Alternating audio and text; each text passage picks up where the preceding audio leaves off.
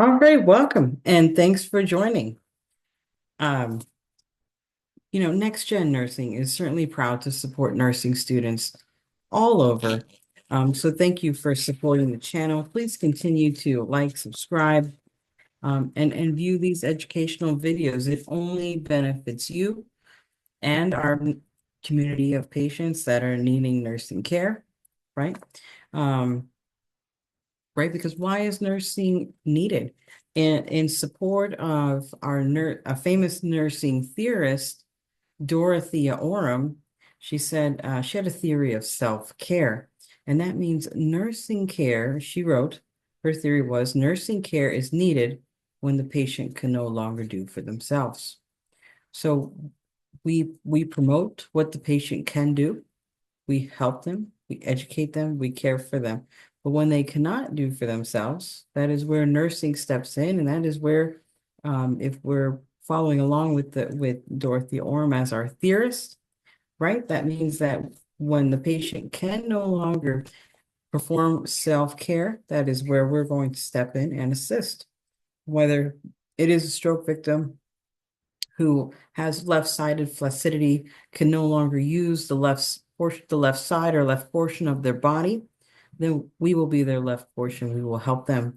We will teach them how to eat. We will teach them how to drink within always and always maintaining safety and dignity as our top priority. I can go on and on about the theory and philosophy of nursing and why the profession is warranted and needed, and I'm certainly respected, right? But today's discussion is going to discuss blood pressure as a vital sign, right? A very integral vital sign. But even before we even get into how to read a blood pressure, we are going to learn about the tools in our toolbox, if you will. Just as a good automotive technician cannot work without tools, neither can a nurse. We do require our tools. So allow me to elaborate on the tool of today's topic, right? So if you're about to test in nursing school or you're preparing for a quiz or essentially if you're just wanting to learn more about a manual blood pressure, this will be a nice tutorial. Okay. I promise I won't talk too much, right? Because we want to get down to the nitty-gritty. So let's talk some items about blood pressure. Okay. We measure blood pressure with a stethoscope and an aneroid sphygmomanometer. To avoid saying that wonderful medical jargon, it's a blood pressure cuff. Okay. So a blood pressure cuff. Yeah. We're going to dissect this blood pressure cuff. Okay. And then I'll talk about some aspects of blood pressure. No matter if you're an aspiring LVN, LPN, RN, reviewing, educating, I urge you to learn something. All right. So thank you for your time. So let's get right into the topic of what is in my hand. Okay. We have a blood pressure cuff. Okay. Latex free. You want to assess for allergies, right? If anything that we're putting on our patients is if it's going to strike an allergy, we need to avoid that, right? So again, latex free. Um, may sound elementary or minute to some, but somebody may be thinking, well, do they make blood pressure cuffs out of latex? Not sure. If I had a latex allergy, I would want to know if there's latex in here so I don't have an allergy. Preventing anaphylaxis, right? Preventing a decline in health and wellness. That's our goal. We maintain optimal health and wellness as nurses, right? But let's talk about some aspects of the blood pressure cuff. Okay, here we go. An aneroid, or also known as an aneroid sphygmomanometer. Okay, so this is an analog dial that when pressure is being tested through a bladder, you may ask, what is the bladder? Not in the pelvis, I'm telling you right now. Okay, the bladder that measures the pressure is found. Okay, so here it is. It's found within the cuff. it's sitting in the cuff here. Okay, so it pumps up with air. Okay. Now I had a volunteer patient this evening, but they are now indisposed. So here is your bulb, which will inflict or increase the pressure found in the bladder of your blood pressure cuff. Now, you have to know before we even get started, what's your dominant hand?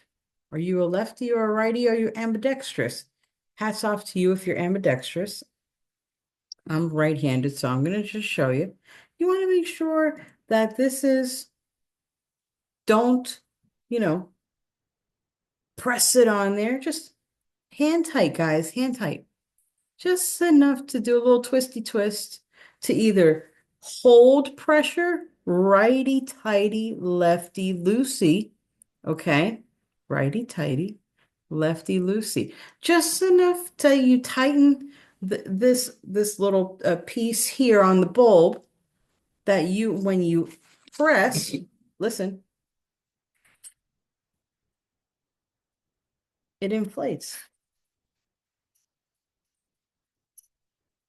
There's the bladder inflating because you're pressing the bulb. Okay. Bladder gets pretty large. But now you can see that's a wonderful example of the bladder. And then when it feels the pulsation, okay, of a blood pressure, that's where it'll read on your sphygmomanometer right here. Okay.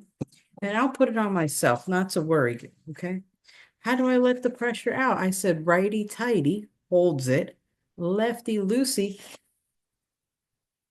Ah, ASMR. Okay. So again, just getting acquainted with your tools. What is this little piece for? This sphygmomanometer's got a nice little clip. And you can actually clip this so you can see it on your patient. Okay, so just a little flick of the thumb. Doesn't matter what hand you use, whatever you're comfortable with. And that way it holds on the patient and doesn't fall, or you're not trying to hold it or lay it on the bed. Just clip it right there so you can see it nicely while you're listening or auscultating the Krakoff sound with your stethoscope. Okay. Now you notice you want to make sure that you take care of your equipment, right? Make sure this is intact, the dial's intact, that the tubing is not kinked or broken. So this one I would be worried for patient care because this is old now. It's been in my tool belt for a long time. So I want to invest in a new one. Okay, because I don't want it to become occluded like this or blocked when I'm trying to take a blood pressure. And I want an exact reading. I don't want anything obscuring my blood pressure read on the patient, okay? So you want to check your tubing, make sure it's intact, there's no holes. Just a little quality control, guys. All right, check it out. Is it connected good? Everything's intact. There's no holes here. No holes, okay? It sounds minute, but it's quite important. Now you may be wondering, what is that index indication with the little arrow on the actual cuff, right? Let's talk about this. You may notice if you have one at home, take it out. I'll wait.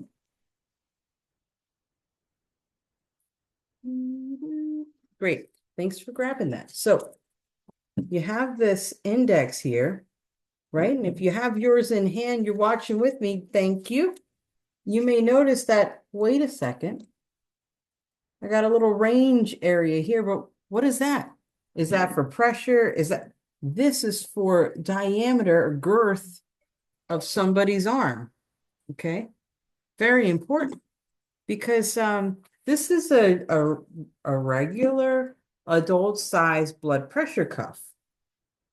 Somebody who is obese, as in myself, this would be inadequate. It'll give me a false reading because it's going to be really tight on my arm, or it may not even fit my arm. And then for me to take a blood pressure, I'm going to have an inaccuracy. We'll discuss false highs, false low in another video where we're actually taking somebody else, a patient's blood pressure. For right now, I would like you to know that if this, when you put it around your patient's arm, I'll give you an example. Hold on. Okay, so if I were to put this, I'm doing this one-handed, guys, so just hang on there. If I'm putting this around, I need to assess, see where that white line is? Doesn't that look like the range area back there? You see the white lines? That's not matching. That is not working. And I'll give you an example. I'm going to slide it off right now. This white line is not anywhere in the range that it should be. See those guiding borders there? This side and this side, okay? This white line's way out of range, telling me this don't fit. I would need a larger blood pressure, okay? So just to give you an example, it should line up somewhere in here when you actually put it around your patient, okay? Especially if you got someone coming in and their problem it is potentially cardiac. Yeah, well, everybody, we want an accurate blood pressure. That's a vital sign, right? So that we need accuracy in our readings. We need to trust in our assessment, including our vital signs. So again, you want to make sure that it is within range when you put it around your patient's arm, okay? Preferably left arm, but if your patient's an amputee or a shark bite victim or many other reasons for an amputation, then we go to the right side. But right now, this is just general and basic, essentially a fundamental of nursing skill or health assessment skill, okay, just at a very novice level at this point. More details to come for sure. But for right now, we're getting acclimated to our blood pressure cuff, our new tool in the toolbox, if you will, okay, or the nursing bag. Now, the next thing to discuss about blood pressure is you want to make sure that this is clean, okay? If you're working at a facility, know your facility's policy and procedure. They may want a blood pressure cuff assigned or given or scanned to the patient that belongs to the patient and will not be shared for infection control purposes, right? Safety. If you have an oncology patient, cancer patient, you may want to think twice about sharing blood pressure cuff and how get them their own. But again, always follow policy and procedure. If you're working with a pediatric patient, this adult size is probably going to be too big. There is pediatric blood pressure cuffs. There's neonate blood pressure cuffs for all diameters of upper extremities. So you want to make sure that you're utilizing the correct size. It will make a huge difference. You would hate to medicate a patient due to a false or inaccurate reading. So this must be 100% correct. Now you got a nice little helping aid here, this little artery indicator. Yes, I heard you. You said brachial artery. Yeah. So where is that at, right? So your brachial artery is hanging out in the antecubital space, right? And you can typically palpate it with two fingers. Typically, you can palpate with your index and your middle finger. Avoid palpating with this little guy right here. There's even some new research about the index finger, but for right now, textbooks are still telling us two fingers. The thumb actually has its own pulsation, so just please avoid using that because you will actually feel your own pulse. Okay, so you locate the brachial artery. Okay, and once you feel it, you got a great indication of where you're going to place your stethoscope and where you're going to place your blood pressure cuff. Okay. According to nursing textbooks, once you find the brachial artery, the pulse point of the brachial artery, you want to put this on your patient about 1 to 2 inches above where you palpated the pulse at. Okay, and then you would proceed to wrap it around your patient, and you would have your stethoscope ready. Okay. Now, you want to make sure that you stay up to date with the blood pressure cuff. Don't use the same one for 10 years. Now, this has been a demonstration one for the last 5, but if I was in the patient care arena or at the bedside, essentially when I'm working, I want to make sure that it's been calibrated, right? It needs to be calibrated. We discussed how the bladder needs to be inflatable, have to have a cloth cover, right? We discussed the index, which is absolutely integral to obtaining an accurate blood pressure. And we'll get into blood pressures in just a minute here. Now, how you take a blood pressure on a patient. You can have the patient sitting down, lying.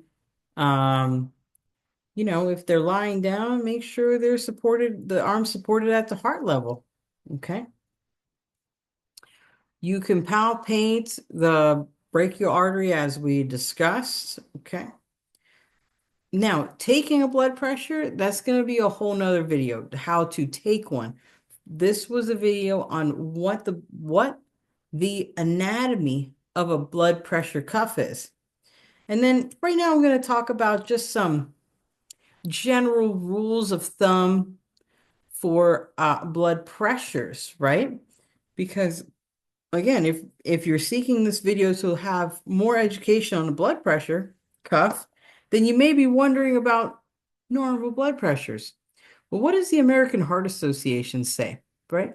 The AHA stance on a normal blood pressure is a systolic pressure 120 or less, with a diastolic blood pressure of 80 or less. When we get into elevated blood pressure, essentially the systolic will be between 120 and 129.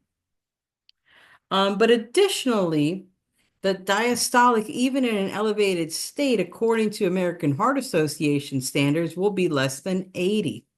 Your hypertensive stage 1, okay, is your systolic blood pressure, the top number, but you're a future nurse or a nurse, so now that top number we call systolic, okay? 130, between 130 and 139, that is stage 1 hypertension or high blood pressure, okay? Or a diastolic blood pressure, the bottom number, that's where the heart's supposed to be chilling out and relaxing, right? We're not supposed to have above, well, it shouldn't be above 80, but if it is 80 to 89, we're in stage 1 hypertension.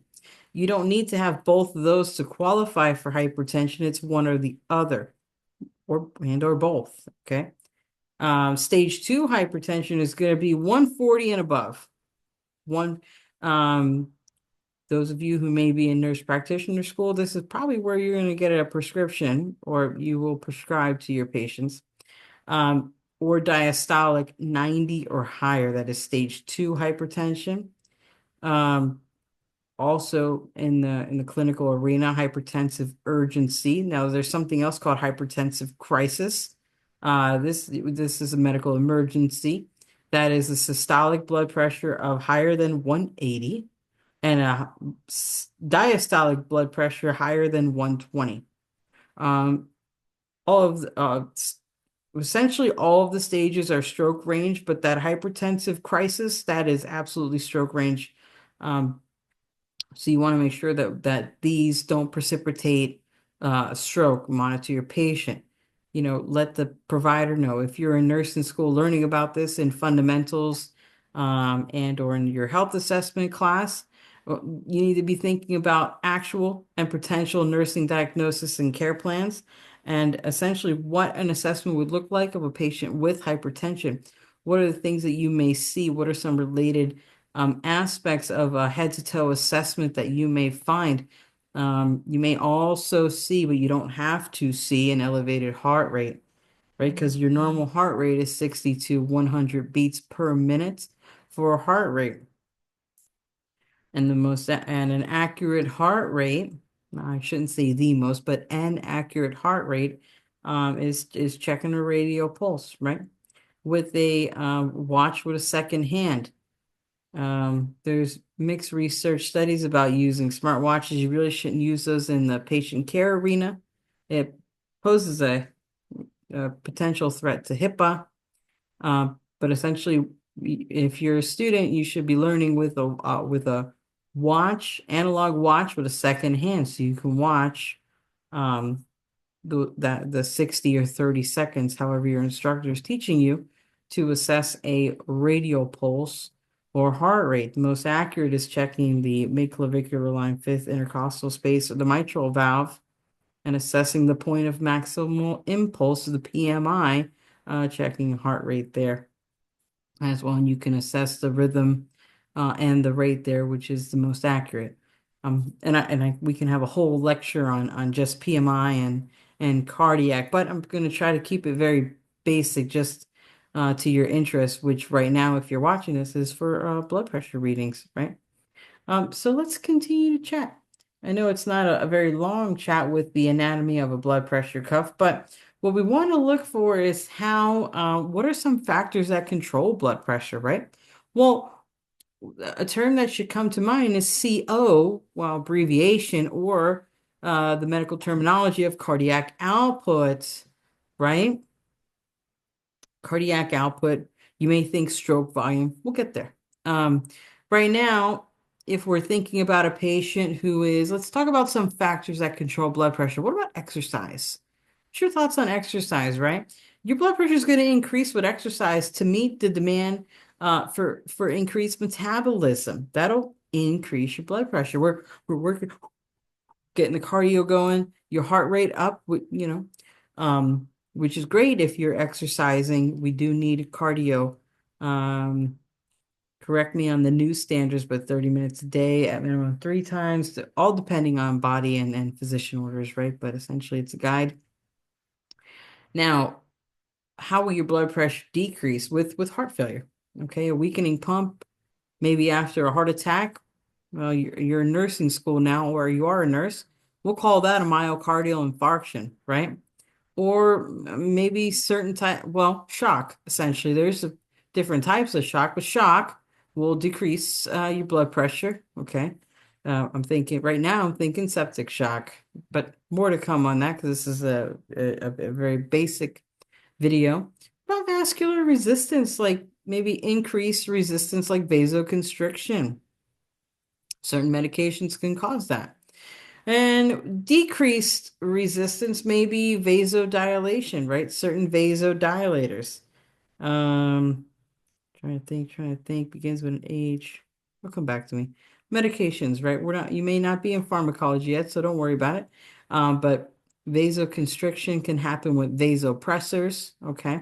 And then vasodilation will happen with vasodilators, right? Um, So more to come on that with pharmacology, but if we have vasoconstriction, the vascular or the venous system, right, or the vascular system, I really should say vascular, will constrict or get smaller in size, increasing pressure.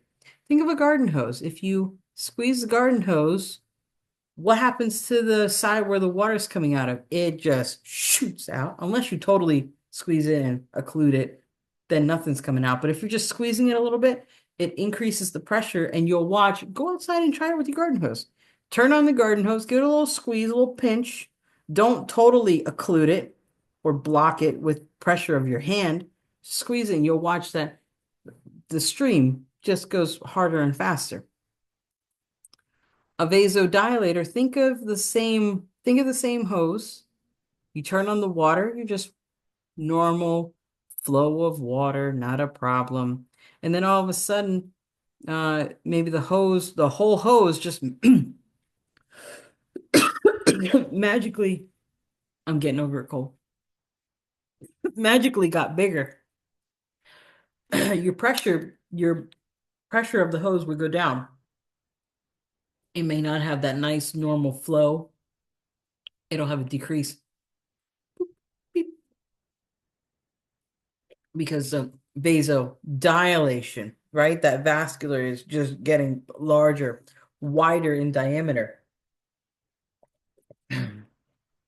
Volume. Okay, let's talk about volume. Um, the volume of this water, it's almost full, right? I almost got 100% water volume in here. Okay. But what if this bottle had a hemorrhage? What if I accidentally cut the bottle and the water just leaked all out? We lost volume, right? We lose volume, we lose pressure, right? Think of a hemorrhage. Somebody's bleeding, we're going to lose blood pressure. Blood pressure. If we're losing the blood, we will lose the pressure, okay? But what if the volume increases?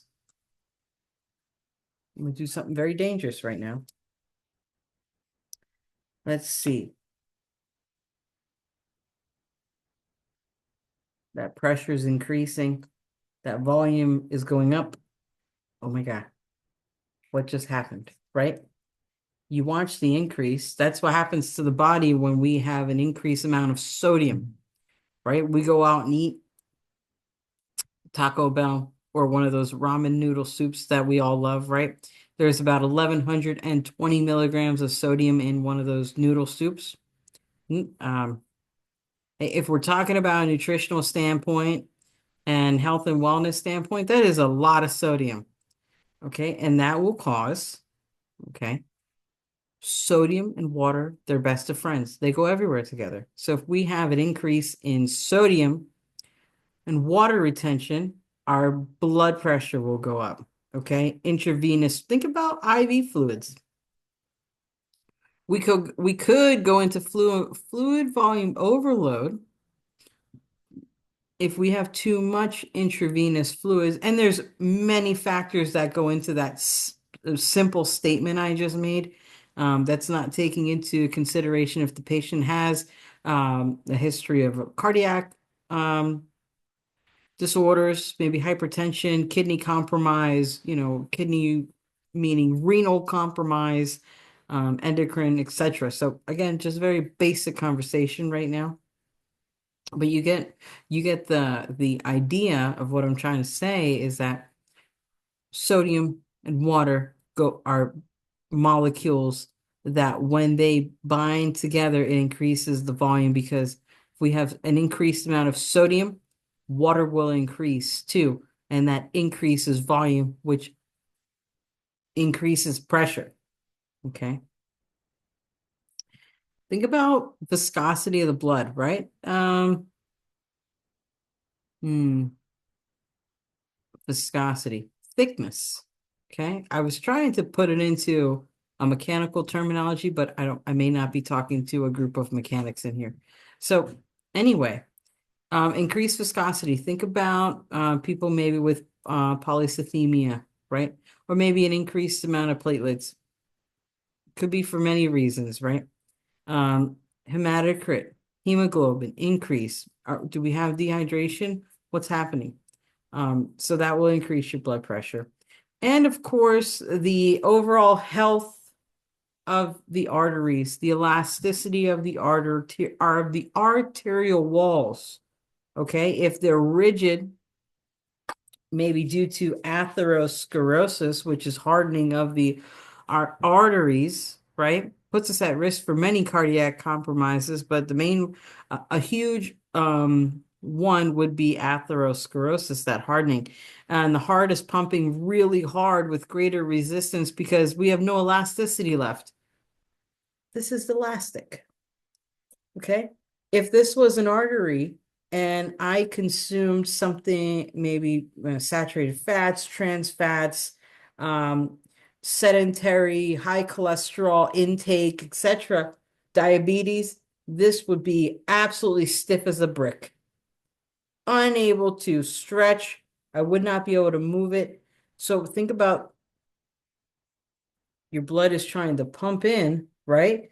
It used to nice pump in, but now to where you have this hardening of the artery here, the heart is pumping, but is meeting great resistance because this is stiff as a board. It's not elastic, it's now rigid. So that'll increase your blood pressure.